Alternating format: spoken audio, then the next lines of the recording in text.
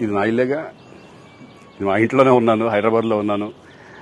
So నేను విన్నాను పొద్దున్నుంచి, నాకు ఫోన్లు రావడం జరిగింది. నేను కూడా వీడియో క్లిప్ చూశాను. మన మీడియా మిత్రులు చాలామంది నన్ను అడిగి క్లారిఫై చేసుకున్నారు. వాళ్ళ దాంట్లో రాలేదు నాకు తెలిసి.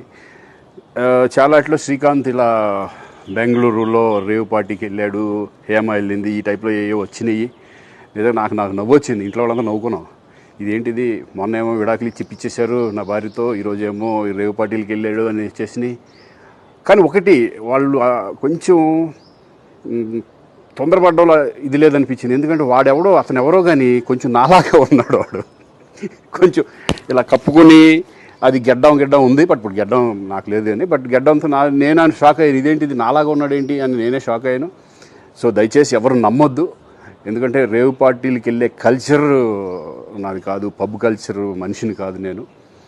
ఒక్కోసారి బర్త్డే పార్టీలకి వెళ్తాము, ఒకవేళ తెలియకుండా ఏదైనా వెళ్ళినా ఒక హాఫ్ అన్ అవర్ నుండి వచ్చేస్తాను తప్పితే అటువంటి ఏమీ లేదు. రేవ్ పార్టీ ఎలా ఉంటుందో కూడా నాకు తెలియదు. సో దయచేసి ఎవ్వరూ ఈ విషయాన్ని నమ్మొద్దు. హ్యాపీగా నేను హైదరాబాద్లో ఉన్నాను, మా ఇంట్లోనే. ఇప్పుడు మా ఇంట్లో నుంచే నేను ఇది చేస్తున్నాను.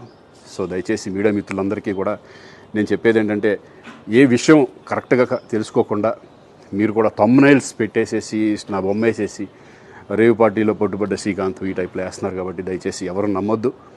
అది అతను అలాగా ఉన్నాడు అనే ఒక విషయంలో మీరు పొరపాటు పడి ఉంటారని నేను అనుకుంటున్నాను. దయచేసి అది నేను కాదు. Thank you. ఇటువంటి అన్నీ కూడా నిజంగా కొంతమంది, వాళ్ళందరికీ నిజంగా థ్యాంక్స్ చెప్పుకుంటున్నాను నేను.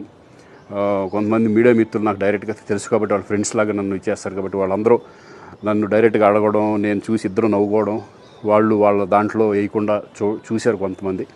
వాళ్ళందరూ కూడా నేను థ్యాంక్స్ చెప్పుకుంటున్నాను. దయచేసి ఇవన్నీ నమ్మొద్దు.